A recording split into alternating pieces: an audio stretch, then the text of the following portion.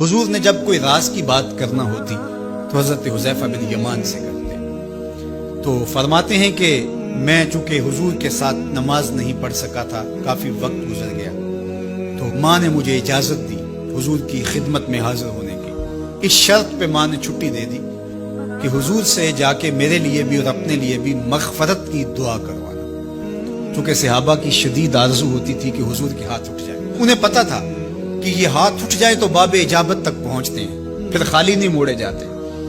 تو کہا کہ حضور سے میرے لیے اور اپنے لیے مغفرت کی دعا کروانا۔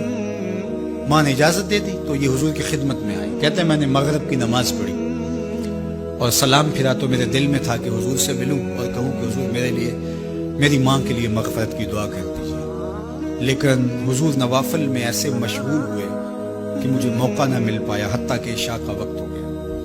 عشاء کی اذان پکاری جانے لگی، حضور نے نماز عشاء پڑھائی، سلام پھرا تو میرے دل میں تھا کہ ماں نے جاتے ہی پوچھنا ہے کہ دعا کروائی تھی تو کیا جواب دوں گا۔ مغرب کی نماز کی چھٹی ملی، عشاء بھی ہو گئی اور میں عرض نہیں کر سکا۔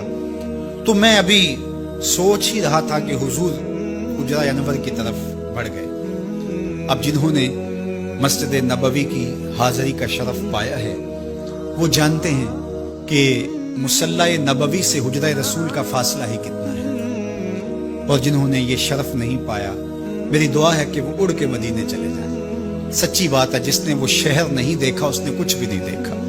جنوں ویک کے اکھیاں ٹھر دیاں نے، جنوں ویک کے ٹھر دا سینہ ہے، ربا تیری ساری خدائی وچوں بس اکو شہر مدینہ۔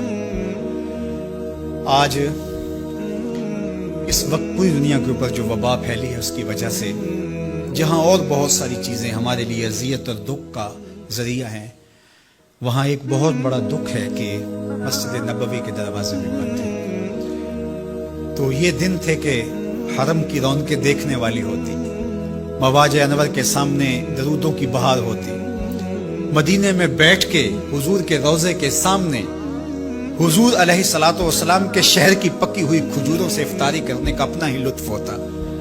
آج مدینے کے لوگ بھی ترس رہے ہیں، بچپن سے لڑکپن تک اور لڑکپن سے جوانی تک اور جوانی سے بڑھاپے تک 80 سال عمر ہو گئی، جنہوں نے رمضان المبارک کا روزہ مسجد نبوی سے باہر کبھی کھولا ہی نہیں، آج اپنے گھروں کی چھتوں پہ کھڑے ہو کے میناروں کو دیکھتے اور چیخیں مار رہے ہیں۔ اللہ اس وبا کے دن مختصر کر دے اور اس امت کے لیے آسانیاں پیدا کر دے۔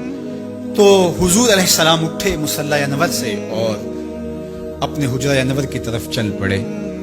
تو حضرت حذیفہ بن یمان کہتے ہیں کہ میں بھی حضور کے پیچھے چل پڑا، غیر ارادی طور پہ کچھ رفتار تیز ہو گئی تو قدموں سے آہٹ پیدا ہوئی۔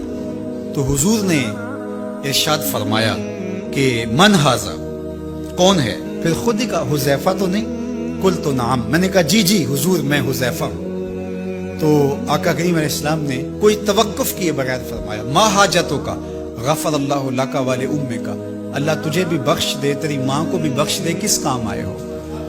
اب حذیفہ بن یمان کہتے ہیں جو کام تھا وہ تو جنبش لب سے پہلے ہو گیا، یہاں تو لفظوں کا سہارا نہیں لینا پڑتا، وہ بند لبوں کی بولیاں سمجھتے ہیں۔ تو کہتے ہیں کہ جو حاجت تھی وہ تو پوری ہو گئی، یہی تو کہنا تھا کہ حضور میرے لیے اور میری ماں کے لیے مغفرت کی دعا کیجیے۔ پھر حضور نے ارشاد فرمایا قال ان ھذا ملک لم ينزل الارض قط قبل هذه الليلہ، اے حذیفہ یہ فرشتہ ہے جو اس رات سے پہلے زمین پر کبھی نہیں آیا، یہ پہلی مرتبہ آیا ہے۔ استاذن ربہ ان یسلم علی، اس نے رب سے اجازت مانگی تھی، مالک تیرے محبوب کو سلام نہ کر رہا ہوں، مجھے سلام کرنے آیا ہے، لیکن ساتھ ساتھ مالک نے کہا کہ جا رہے ہو میرے محبوب کے پاس سلامی پیش کرنے کے لیے تو ایک تحفہ بھی لیتے جاؤ، تو وہ بھی مجھے دینے آیا ہے۔ تو وہ تحفہ کیا ہے سنو، بے انا فاطمہ سیدۃ نساء